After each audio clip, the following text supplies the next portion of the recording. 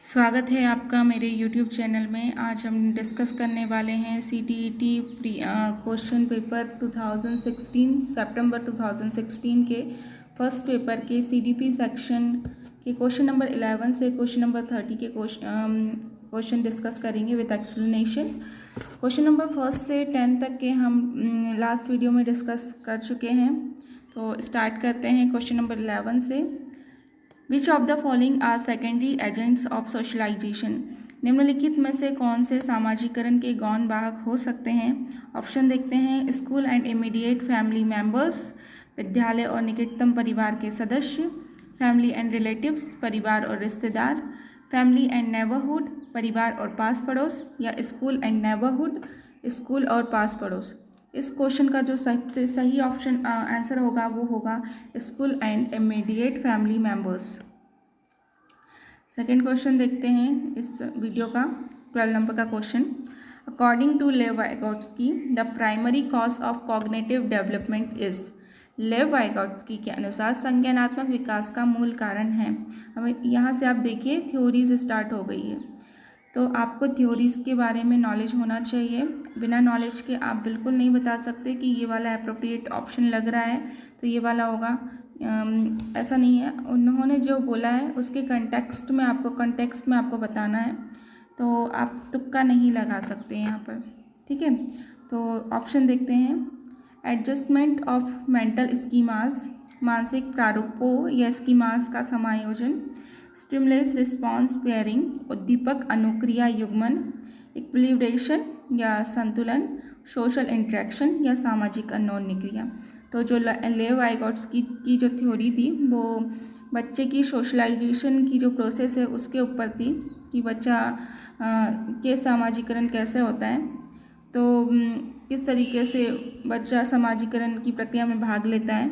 तो इस जो क्वेश्चन है इसका सही आंसर होगा सोशल इंटरेक्शन या सामाजिक अन्योन्य क्रिया। 30 नंबर का क्वेश्चन है। In the context of Kohlberg's stages of moral reasoning under which stage would the given typical response of a child fall. किसी बच्चे का दिया गया विशिष्ट उत्तर कोलबर्ग के नैतिक तर्क के सोपानों की विषय वस्तु के किस सोपान के अंतर्गत आएगा? अब मैं यहाँ पे जो दिया है सेंटेंस उसको पढ़ती हूँ। Your parents will be proud of you if you are honest, so you should be honest. यदि आप ईमानदार हैं तो आपके माता पिता आप पर गर्व करेंगे, इसलिए आपको ईमानदार रहना चाहिए। अब जो ऑप्शन है उसमें स्टेजेस दी गई है कोलबर्ग की जो थ्योरी थी उसकी, तो उसके अकॉर्डिंग आपको बताना है कि ये जो सेंटेंस दिया है या कथन दिया है वो किस वाले स्टेज में आएगा। ऑप्शन है good girl good boy orientation, अच्छा लड़की अच्छा लड़का अनुकूलन, लॉ एंड ऑर्डर ओरिएंटेशन, कानून और व्यवस्था अनुकूलन, पनिशमेंट ओबिडेंस ओरिएंटेशन, दंड आज्ञाकारिता अनुकूलन, या सोशल कॉन्ट्रैक्ट ओरिएंटेशन, सामाजिक संकुचन अनुकूलन। तो मैंने जैसा आपको बोला कि आपको थ्योरीज के बारे में नॉलेज होना चाहिए तभी आप बता सकते हो। तो इस क्वेश्चन का जो राइट आंसर होगा वो होगा good girl and good boy orientation. ठीक, क्वेश्चन नंबर 14 देखते हैं। अकॉर्डिंग टू जीन पियाजे which of the following is a necessary for learning. Jean पियाजे के अनुसार अधिगम के लिए निम्नलिखित में से क्या आवश्यक है? ऑप्शन है बिलीव इन इमेंट जस्टिस, ईश्वरीय न्याय पर विश्वास, reinforcement by teachers and parents, शिक्षकों और माता पिता द्वारा पुनर्बलन, active exploration of the environment by the learner, शिक्षार्थी के द्वारा पर्यावरण की सक्रिय खोजबीन, या observing the behaviour of adults, वयस्कों के व्यवहार का अवलोकन। तो जो जीन पियाजे की थ्योरी है उसके अकॉर्डिंग इस क्वेश्चन का जो सही आंसर होगा वो होगा active exploration of the environment by the learner, या शिक्षार्थी के द्वारा पर्यावरण की सक्रिय खोजबीन। फिर से एक और थ्योरी का क्वेश्चन आता है। अकॉर्डिंग टू जीन पियाजे schema building occurs as a result of modifying new information to fit existing schemas and by modifying old schemas as per new information, these two process are known as। ठीक, gene पियाजे के अनुसार प्रारूप schema निर्माण वर्तमान योजनाओं के अनुरूप बनाने हेतु नवीन जानकारी में संशोधन और नवीन जानकारी के आधार पर पुरानी योजनाओं में संशोधन के परिणाम के रूप में घटित होता है। इन दो प्रक्रियाओं को जाना जाता है इक्विलिब्रेशन एंड मॉडिफिकेशन साम्यीकरण और संशोधन के रूप में, असिमुलेशन एंड अकोमोडेशन समावेशन और समायोजन के रूप में, अकोमोडेशन एंड एडेप्टेशन समायोजन और अनुकूलन के रूप में, असिमुलेशन एंड एडेप्टेशन समावेशन और अनुकूलन के रूप में। तो ये इसका जो सही आंसर होगा वो होगा समावेशन और समायोजन के रूप में, या फिर असिमुलेशन और अकोमोडेशन एंड एकोमोडेशन। ठीक है, नेक्स्ट क्वेश्चन देखते हैं। In a progressive classroom setup the teacher facilitates learning by providing an environment that. किसी प्रगतिशील कक्षा की व्यवस्था में शिक्षक ऐसा वातावरण को उपलब्ध कराकर अधिगम को सुगम बनाता है जो डिस्करेज इंक्लूजन समावेशन को हतोत्साहित करता है, इनकरेज रिपीटेशन आवृत्ति को बढ़ावा देता है, प्रमोट्स डिस्कवरी खोज को प्रोत्साहन देता है, इस रिस्ट्रिक्टिव नियामक है। तो जो अगर चारों ऑप्शन में की बात की जाए तो जो सबसे ज़्यादा अप्रोप्रिएट ऑप्शन है, अगर आप एज अ टीचर अपने क्लासरूम को अच्छा बनाना चाहोगे कि आपकी क्लास जो है, बच्चे जो है आपकी टीचिंग लर्निंग प्रोसेस में एक्टिव रूप से पार्टिसिपेट करें, तो इसका जो ऑप्शन होगा प्रमोट्स डिस्कवरी या खोज को प्रोत्साहन देता है, सही आंसर होगा। अब फिर से थ्योरी का क्वेश्चन आया है। Harvard Gardner theories of multiple intelligence suggest that. Harvard Gardner का बहुविधि सिद्धांत सुझाता है teacher should use MI as a framework for devising alternative ways of teach the subject matter. शिक्षक को चाहिए कि विषय वस्तु की वैकल्पिक विधियों से पढ़ाने के लिए बहुविधियों को एक रूपरेखा की तरह ग्रहण करें। Ability is destiny and does not change over a period of time. क्षमता भाग्य है और एक अवधि के भीतर नहीं बदलती। Every child should be taught every subject in 8 different ways in order to develop all the intelligence. हर बच्चे को प्रत्येक विषय 8 भिन्न तरीकों से पढ़ाया जाना चाहिए ताकि सभी बुद्धियाँ विकसित हो। Intelligence is solely determined by IQ test. बुद्धि को केवल बुद्धि लब्धि IQ परीक्षा से ही निर्धारित किया जा सकता है। मेरे हिसाब से जो फोर्थ वाला ऑप्शन है वो बिल्कुल सही नहीं हो सकता और सेकंड वाला भी मेरे ख्याल से सही नहीं होगा। तो सही ऑप्शन क्या होना चाहिए फर्स्ट और थर्ड में से? तो शिक्षक को चाहिए कि विषय वस्तु की वैकल्पिक विधियों से पढ़ाने के लिए बहुविधि को एक रूपरेखा की तरह ग्रहण कर सके। ये हो सकता है आंसर इसका।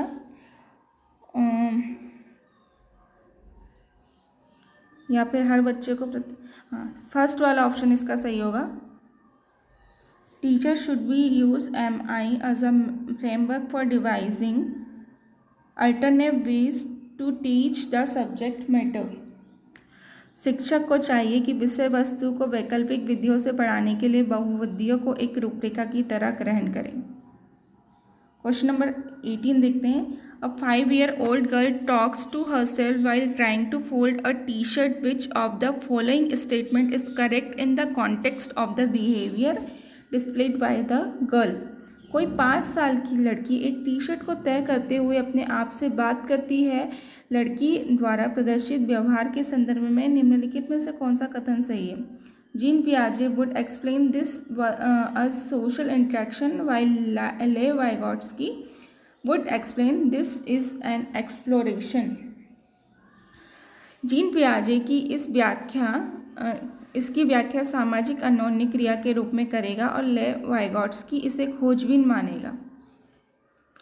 जीन पियाजे and Lev Vygotsky would explain this as the child attempt to imitate her mother. Jean पियाजे और लेव वाइगॉट्स्की इसकी व्याख्या बच्चे के द्वारा अपनी माँ के अनुकरण के रूप में करेंगे। जीन पियाजे and Lev Vygotsky would explain this is a egocentric nature of the child thoughts. Jean पियाजे और लेव वाइगॉट्स्की इसकी व्याख्या बच्चों के विचारों की अहम केंद्रित प्रकृति के रूप में करेंगे। जीन पियाजे would explain this as egocentric speech while Lev Vygotsky would explain this as the child's attempt to regulate her action through private speech। Jean पियाजे से केंद्रित कहेगा और लेव वाइगॉट्स्की इसकी व्याख्या बच्चों के द्वारा निजी भाषा से अपनी क्रियाओं को नियमित करने के प्रयासों के रूप में करेगा। अगर आपने थ्योरी पढ़ी है जीन पियाजे और लेव वाइगॉट्स्की की तो आप इजीली बता सकते हो कि ये जो क्वेश्चन है इसका आंसर होगा फोर्थ वाला। Jean Piaget would explain this as egocentric speech, while Lev Vygotsky would explain this as the child attempt to regulate her action through private speech। Next question देखते हैं। जेंडर इज एन इनेट क्वालिटी सहज गुण, social construct सामाजिक संरचना, biological entity जैविक सत्ता या physiological construct या शारीरिक संरचना। इसका आंसर होगा सोशल कंस्ट्रक्ट या सामाजिक संरचना। नेक्स्ट क्वेश्चन है, as a teacher who formally believes in social constructivist theory of Lev Vygotsky, which of the following methods would you prefer for assessing your students? लेव वाइगॉट्स्की के समाज संरचना सिद्धांत में दृढ़ विश्वास रखने वाले शिक्षक के नाते आप अपने बच्चों के आकलन के निम्नलिखित में से कौन सी विधि को वरीयता दोगे? फैक्ट बेस्ड रिकॉल क्वेश्चन, तथ्यों पे आधारित प्रत्यास्मरण के प्रश्न, बिल्कुल नहीं। Objective multiple choice type question, वस्तुपरक बहुविकल्पी प्रकार के प्रश्न, कोलैबोरेटिव प्रोजेक्ट, सहयोगी प्रोजेक्ट या स्टैंडर्डाइज्ड टेस्ट्स या मानकीकृत परीक्षण। ये जो क्वेश्चन है वो भी थ्योरी पर ही बेस्ड है एक तरीके से। तो इसका जो आंसर होगा, as a teacher collaborative project या सहयोगी प्रोजेक्ट को वरीयता देंगे या उसको प्रेफरेंस देंगे। To cater to individual difference in his classroom a teacher should, अपनी कक्षा की व्यक्तिगत भिन्नताओं से निपटने के लिए शिक्षक को चाहिए कि, फर्स्ट ऑप्शन है engage in a dialogue with students and with value their perspective, बच्चों से बातचीत करें और उनके दृष्टिकोण को महत्व दे, अच्छा ऑप्शन है। सेकेंड है impose strict rules upon his student, विद्यार्थियों के लिए कठोर नियमों का पालन करें या लागू करें, ये वाला ऑप्शन बिल्कुल सही नहीं है। Have uniform and standard ways of teaching and assessment, शिक्षण और आकलन के समान और मानक तरीके हो, नहीं। अगर आपकी क्लास में इंडिविजुअल बच्चों को इंडिविजुअल पेज से सीख रहा है, जो कि आप जानते हो कि हर बच्चा इंडिविजुअल पेज से सीखता है, तो असेसमेंट के टूल एक जैसे नहीं कर सकते आप, ठीक। सेग्रेट एंड लेवल children based on their marks, बच्चों को उनके अंकों के आधार पर अलग कर उनको नामित करें, बिल्कुल गलत। जो फर्स्ट वाला ऑप्शन है वो सबसे ज़्यादा अप्रोप्रिएट है। Engage in a dialogue with student and value their perspectives, बच्चों से बातचीत करें और उनके दृष्टिकोण को महत्व दें, बिल्कुल सही होगा। सेकेंड नेक्स्ट क्वेश्चन है, असेसमेंट इज पर्पसफुल, आकलन उद्देश्यपूर्ण होता है यदि if it is done only once at the end of the year, यह केवल वर्ष के अंत में हो। सेकेंड ऑप्शन है comparative evaluations are made to difference between the students achievements, विद्यार्थियों की उपलब्धियों में अंतर करने के लिए तुलनात्मक मूल्यांकन किए जाएं। थर्ड है it induces fear and stress among the students, इससे विद्यार्थियों में भय और तनाव का संचार हो। It serves as a feedback for the student as well as the teacher, इससे विद्यार्थी और शिक्षकों प्रतिपुष्टि या फीडबैक प्राप्त हो। तो फर्स्ट ऑप्शन की तरफ जाएंगे तो देखते हैं कि एक बार इसका जो एम है या पर्पस होगा असेसमेंट का, वो सिर्फ ये नहीं होगा कि लास्ट में कर दो, एक बार ईयर के लास्ट में एक बार कर दो, आप बच्चों को असेस कर लोगे, बिल्कुल गलत होगा ये। सेकंड वाला कंपैरेटिव इवैल्यूएट हम नहीं कर सकते बच्चों की अचीवमेंट को, सेकंड ऑप्शन भी गलत होगा। थर्ड है भय और तनाव का संचार हो या स्ट्रेस और फियर बढ़े, तो ये भी गलत होगा। जो फोर्थ वाला ऑप्शन है फीडबैक मिलेगा बच्चों को, विद्यार्थियों और शिक्षकों को या टीचर और स्टूडेंट को, तो ये वाला इसका सही ऑप्शन होगा, असेसमेंट का पर्पस होगा ये। ठीक, नेक्स्ट क्वेश्चन की तरफ चलते हैं। According to NCF 2005 the role of a teacher has to be. राष्ट्रीय पाठ्यचर्या की रूपरेखा NCF 2005 के अनुसार शिक्षक की भूमिका है परमिसिव अनुमतिपरक, फैसिलिटेटिव सुविधादाता, अथॉरिटेटिव सत्तावादी या डिक्टेटोरियल अधिनायकी। तो इसका जो सही ऑप्शन होगा फैसिलिटेटिव, ये सही ऑप्शन होगा, सुविधा दाता। नेक्स्ट क्वेश्चन है, research suggests that in a diverse classroom a teachers expectation from her students dash there learning. अनुसंधान सुझाते हैं कि एक विविध कक्षा में अपने विद्यार्थियों से शिक्षिका की अपेक्षाएं विद्यार्थियों के अधिगम, ऑप्शन है should not be correlated with, के साथ संबंधित नहीं मानी जानी चाहिए, बिल्कुल गलत। Do not have any effect on, कोई प्रभाव नहीं छोड़ती, ये भी गलत होगा, नहीं आएगा ये वाला। Have a significant impact on, पर महत्वपूर्ण प्रभाव छोड़ती है, बिल्कुल हो सकते हैं। Are the sole determinant of, एकमात्र निर्धारक होती है, नहीं। तो थर्ड वाला ऑप्शन जो है वो सही होगा, have a significant impact on, या जो टीचिंग लर्निंग विद्यार्थियों के अधिगम पर महत्वपूर्ण प्रभाव छोड़ती है, ये सही ऑप्शन होगा। 25 नंबर का क्वेश्चन देखते हैं। Inclusion of children with special needs, विशेष आवश्यकता वाले बच्चों को शामिल करना, option will increase the burden on school, विद्यालयों पर भार बढ़ा देगा। Requires a change in attitude, content and approach to teaching, शिक्षण के प्रति दृष्टिकोण, विषय वस्तु और धारणा परिवर्तन की अपेक्षा टूटता है। इज एन अनरियलिस्टिक गोल, एक काल्पनिक लक्ष्य है। Is detrimental to children without disability, जिनमें अक्षमता ना हो उन बच्चों के लिए हानिकारक है। अब ये क्वेश्चन है, इसमें बहुत से लोग कंफ्यूज होंगे क्योंकि सभी ऑप्शन लगभग सही लग रहे हैं। तो हमें जो सबसे सही ऑप्शन लग रहा है एक एप्रोप्रिएट टीचिंग लर्निंग प्रोसेस के अकॉर्डिंग, तो वो होगा requires a change in attitude, content and approach to teaching, शिक्षण के प्रति दृष्टिकोण, विषय वस्तु और धारणा परिवर्तन की अपेक्षा रखता है। नेक्स्ट क्वेश्चन देखते हैं। Having a diverse classroom with children from varied social, economic and cultural backgrounds enriches the learning experience of all students. This statement is, विविध प्रकार की सामाजिक, आर्थिक और सांस्कृतिक पृष्ठभूमि के बच्चों से युक्त कक्षा सभी विद्यार्थियों के अधिगम अनुभव को बढ़ाती है, यह कथन है। ऑप्शन सुनिए। Correct, because it makes the classroom more hierarchical, सही, इससे क्योंकि इससे कक्षा अधिक श्रेणीबद्ध दिखाई देती है, गलत है।